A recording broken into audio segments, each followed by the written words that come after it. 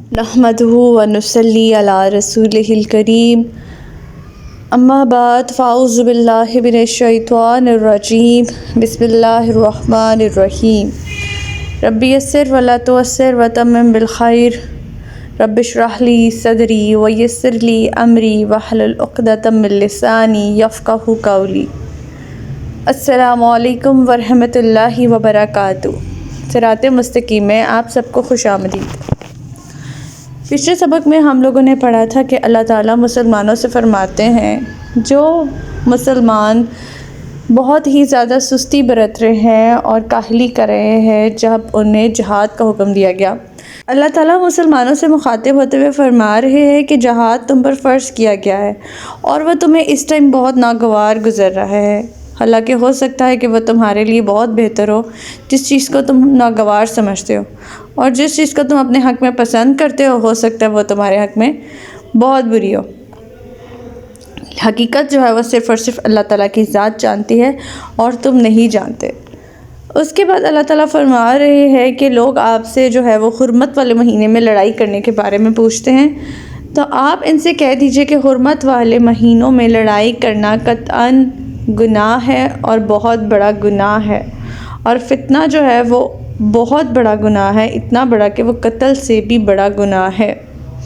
اور اس کے بعد اللہ تعالیٰ فرما رہے ہیں کہ اگر تم اپنے دین کو حاصل کرنے کے بعد، اسلام قبول کرنے کے بعد اس سے متنفر ہو جاتے ہو، اس سے پھر جاتے ہو، تو پھر اگر تم باز نہیں آتے، واپس اسلام کی طرف نہیں پلٹتے، تو تم کافر ہو اور تمہارا ٹھکانہ دوزخ ہے جہاں تم ہمیشہ کے لیے رہو گے۔ اللہ تعالیٰ فرماتے ہیں کہ جو لوگ ایمان لائے ہیں اور جنہوں نے اللہ تعالیٰ کی راہ میں اللہ کی خوشنودی کے لیے ہجرت کی ہے اور وہ اللہ تعالیٰ سے امید رکھتے ہیں کہ اللہ تعالیٰ ان سے راضی ہو جائیں گے، تو اللہ تعالیٰ نے فرمایا کہ بے شک اللہ تعالیٰ ایسے لوگوں سے راضی ہے اور ان پر نہایت مہربان اور نہایت ان کی بخشش کرنے والے ہیں۔ پھر اللہ تعالیٰ فرماتے ہیں کہ وہ لوگ آپ صلی اللہ علیہ وسلم سے شراب اور جوئے کے متعلق پوچھتے ہیں، تو آپ صلی اللہ علیہ وسلم ان سے فرما دیجئے کہ یہ دونوں بہت بڑے گناہ ہیں، اور جو کچھ خرچ کرنا ہے اس کے بارے میں پوچھتے ہیں، تو اللہ تعالیٰ اس کے بارے میں فرماتے ہیں کہ جو تمہارے مال میں سے زائد حصہ ہے وہ اللہ کی راہ میں خرچ کر دو، اور ایک حدیث کے اکارڈنگ بھی ہے کہ اتنا نہیں خرچ کرنا کہ خود تو محتاج ہو جاؤ، جو مال کا ایکسیس پورشن ہے وہ اللہ تعالیٰ کی راہ میں خرچ کرنا ہے۔ اس کے بعد اللہ تعالیٰ فرماتے ہیں کہ یتیموں کے ساتھ بہت اچھی طرح سے برتاؤ کرنا ہے، ان کے ساتھ بھلائی کرنی ہے، اور وہ تمہارے بھائی ہیں۔ اگر کوئی ان کے ساتھ بگاڑ کرے گا، ان کے مال پر ناحق قبضہ کرے گا، تو اللہ تعالیٰ خوب جانتا ہے جو کچھ وہ کر رہے ہیں، اور اللہ تعالیٰ صاحب اختیار اور حکمت والا ہے۔ ہماری آج کی آیت نمبر 221 سے لے کر آیت نمبر 225 تک ہیں، تو آج کا سبق شروع کرتے ہیں۔ بسم اللہ الرحمن الرحیم۔ وَلَا تَنْكِحُوا الْمُشْرِكَاتِ حَتَّى يُؤْمِنَّ وَلَا أَمَةٌ مُؤْمِنَةٌ خَيْرٌ مِّن مُشْرِكَةٍ وَلَوْ أَعْجَبَتْكُمْ وَلَا تُنْكِحُوا الْمُشْرِكِينَ حَتَّى يُؤْمِنُوا وَلَعَبْدٌ مُّؤْمِنٌ خَيْرٌ مِّن مُشْرِكٍ وَلَوْ أَعْجَبَكُمْ أُولَٰئِكَ يَدْعُونَ إِلَى النَّارِ وَاللَّهُ يَدْعُو إِلَى الْجَنَّةِ وَالْمَغْفِرَةِ بِإِذْنِهِ وَيُبَيِّنُ آيَاتِهِ لِلنَّاسِ لَعَلَّهُمْ يَتَذَكَّرُونَ۔ اور مشرک عورتوں سے اس وقت تک نکاح نہ کرو جب تک وہ ایمان نہ لے آئیں۔ ایک مومن لونڈی آزاد مشرکہ سے بہتر ہے، خواہ وہ تمہیں بہت پسند ہو، اور مشرک مردوں سے بھی اپنی عورتوں کا نکاح نہ کرو جب تک کہ وہ ایمان نہ لے آئیں۔ ایک مومن غلام آزاد مشرک سے بہتر ہے، خواہ تمہیں وہ کتنا ہی اچھا لگے۔ یہ مشرک لوگ تو تمہیں دوزخ کی طرف بلاتے ہیں، جبکہ اللہ تعالیٰ اپنے اذن سے تمہیں جنت اور مغفرت کی طرف بلاتا ہے۔ اللہ تعالیٰ اپنے احکام اسی انداز سے کھول کھول کر لوگوں کے لیے بیان کرتا ہے تاکہ وہ نصیحت قبول کریں، کیونکہ مرد اور عورت کے درمیان نکاح کا تعلق محض شہوانی تعلق ہی نہیں، بلکہ اس تعلق کے اثرات بڑے دور دراز ہوتے ہیں، بہت نمایاں ہوتے ہیں، ایک دوسرے کے دماغ پر، اخلاق پر، تمدن پر بہت گہرا اثر ڈالتے ہیں۔ مثلاً ایک مومن اگر ایک مشرکہ سے شادی کرتے ہے اور وہ مومن اپنے ایمان میں پختہ علم میں بیوی سے فائق تر اور عزم کا پکا ہوگا تو اس صورت میں وہ اپنی بیوی کی اور کسی حد تک اپنے سسرال والوں کی بھی اصلاح کر سکتا ہے، ورنہ زیادہ تر تو یہ ہوتا ہے کہ مرد مغلوب اور عورت اس کے افکار پر غالب آ جاتی ہے، اور اگر دونوں اپنی اپنی جگہ پکے ہوں تو ان میں ہر وقت لڑائیاں جھگڑے ہوتے رہتے ہیں۔ اگر دونوں ڈھیلے ہوں تو دونوں شرک اور توحید کے درمیان سمجھوتا کرنے پر مجبور ہوں گے، اور یہ صورتحال اسلامی نقطہ نظر سے قطعاً گوارا نہیں، اور ایسی صورت کو بھی شرک ہی قرار دیا گیا ہے۔ اور اگر مشرک مرد اور بیوی موحد ہوں، یعنی ایک اللہ پر ایمان لانے والے ہوں، تو شرک کے خطرات مزید بڑھ سکتے ہیں، لہٰذا نقصان کے احتمالات زیادہ ہونے کی بنا پر ایسے نکاح کو ناجائز قرار دیا گیا ہے۔ اور یہ بھی فرمایا کہ ظاہری کمال دیکھنے کی بجائے صرف اگر ایمان ہی کو شرط رکھ لیا جائے نکاح کے لیے تو بھی بہت ضروری ہے، اور اس آیت سے ہمیں یہی سبق ملتا ہے کہ جب آپ نکاح کریں سب سے پہلے اس کے ایمان کو دیکھیں کہ وہ اس کا کیا ایمان ہے۔ نکاح کے بعد اگر کوئی ایک فریق بھی مشرک ہو جائے تو سابقہ نکاح از خود ٹوٹ جائے گا اس آیت کے اکارڈنگ، یعنی پہلے تو آپ نے، اگر آپ مومن ہیں تو آپ نے کسی مشرکہ سے نکاح نہیں کرنا یا مشرک سے نکاح نہیں کرنا۔ اگر دونوں مومن ہیں اور بعد میں اپنے جو ہے عقائد سے وہ پلٹ جاتے ہیں، اسلام سے ہٹ جاتے ہیں، تو از خود ان کا نکاح ٹوٹ گیا، کیونکہ ایسے نکاح کی اسلام میں کوئی گنجائش نہیں ہے۔ آیت نمبر 222 وَيَسْأَلُونَكَ عَنِ الْمَحِيضِ قُلْ هُوَ أَذًى فَاعْتَزِلُوا النِّسَاءَ فِي الْمَحِيضِ وَلَا تَقْرَبُوهُنَّ حَتَّى يَطْهُرْنَ فَإِذَا تَطَهَّرْنَ فَأْتُوهُنَّ مِنْ حَيْثُ أَمَرَكُمُ اللَّهُ إِنَّ اللَّهَ يُحِبُّ التَّوَّابِينَ وَيُحِبُّ الْمُتَطَهِّرِينَ۔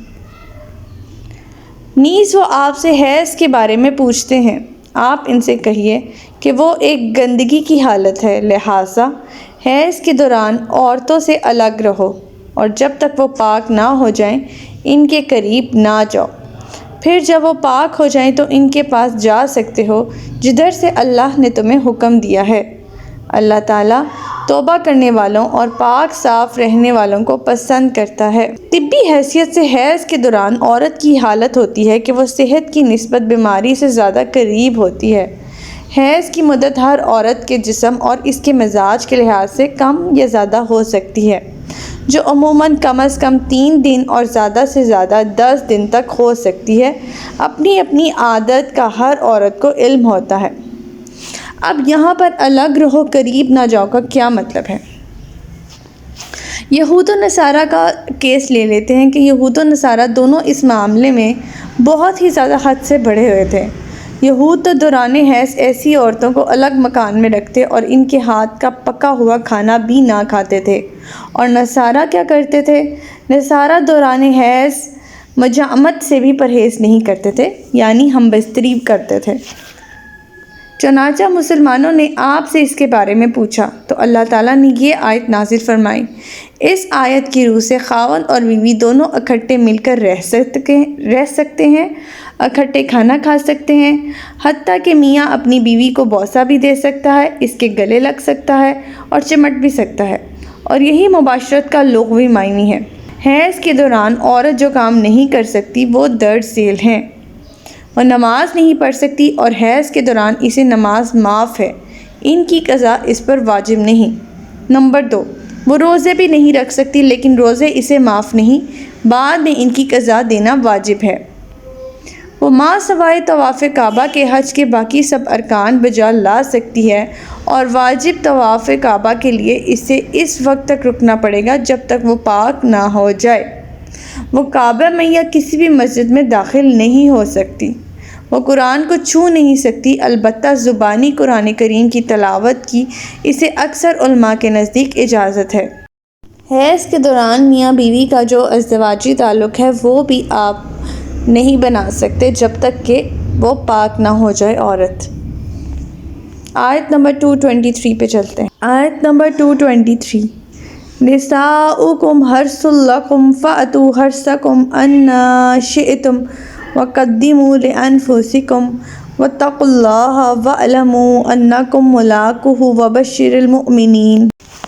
عورتیں تمہاری کھیتیاں ہیں، لہٰذا جدھر سے تم چاہو اپنی کھیتی میں آؤ، مگر اپنے مستقبل کی بھلائی کا خیال رکھو اور اللہ سے ڈرتے رہو، اور یہ جان لو کہ تم اس سے ملنے والے ہو۔ اور جو لوگ ان باتوں پر ایمان لاتے ہیں، اے نبی انہیں فلاح کی خوشخبری سنا دو۔ اس آیت کے شان نزول میں دو طرح کی احادیث آتی ہیں۔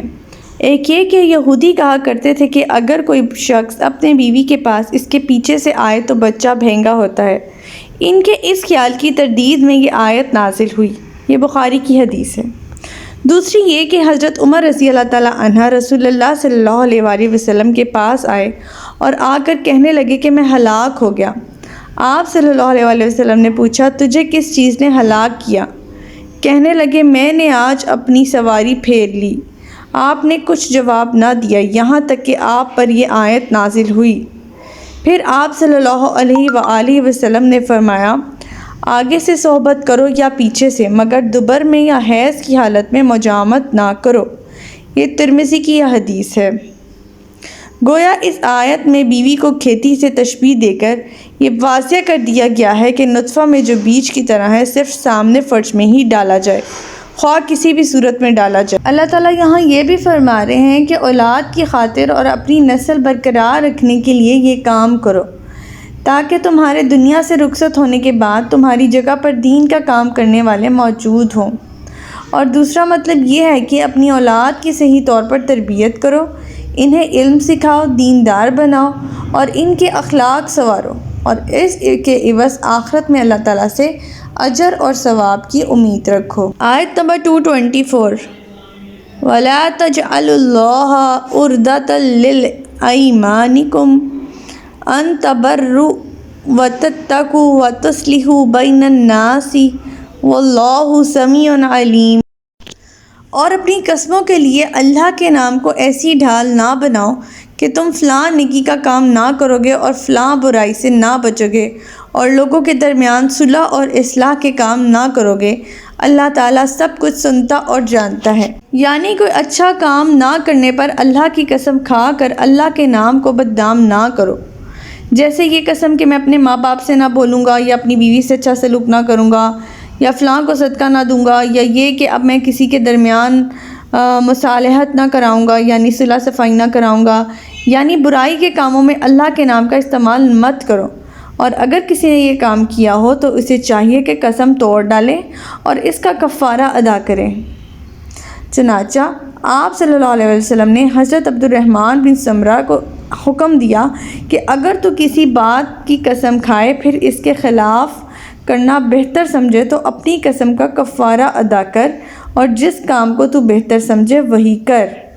یہ بخاری کی حدیث ہے۔ یعنی اگر کسی کے ساتھ آپ نے برائی کا ارادہ کیا ہے یا کوئی برے کام کا آپ نے ارادہ کیا ہے تو اس بارے میں آپ نے اللہ تعالیٰ کی قسم نہیں کھانی ہے، اور اگر آپ قسم کھا لی ہے تو آپ کو چاہیے کہ آپ قسم توڑو اور پھر اس کا کفارہ ادا کرو۔ آیت نمبر 225 لا يؤاخذكم الله باللغو في أيمانكم ولكن يؤاخذكم بما كسبت قلوبكم والله غفور حلیم۔ اللہ تعالیٰ تمہاری لغو یعنی بلا ارادہ یا عادتاً قسم کی قسموں پر گرفت نہیں کرے گا، لیکن جو تم سچے دل سے قسم کھاتے ہو اس پر ضرور گرفت کرے گا، اور اللہ تعالیٰ بہت بخشنے والا اور بردبار ہے۔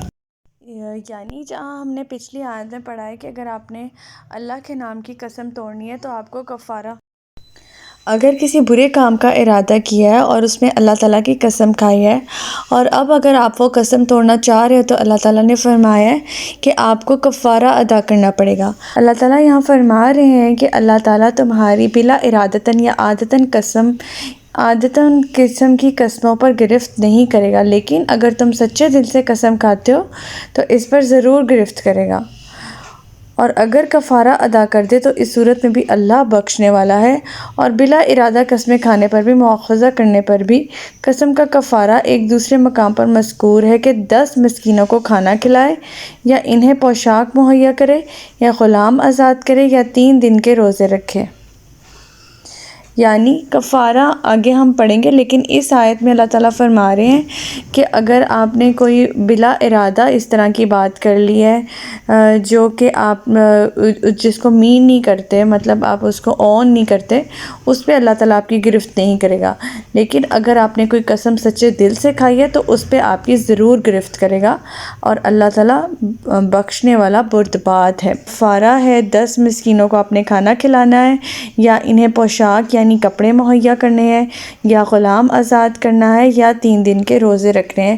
یہ قسم توڑنے کا کفارہ ہوگا۔ تو ہمارا آج کا سبق یہیں تک تھا۔ اللہ تعالیٰ سے دعا ہے کہ اللہ تعالیٰ ہمیں ہدایت نصیب فرمائے، اللہ تعالیٰ ہمیں استقامت عطا فرمائے۔ ربنا لا تزغ قلوبنا بعد إذ هديتنا وهب لنا من لدنك رحمة إنك أنت الوهاب سبحانك اللهم وبحمدك أستغفرك وأتوب إليك۔ السلام علیکم ورحمۃ اللہ وبرکاتہ۔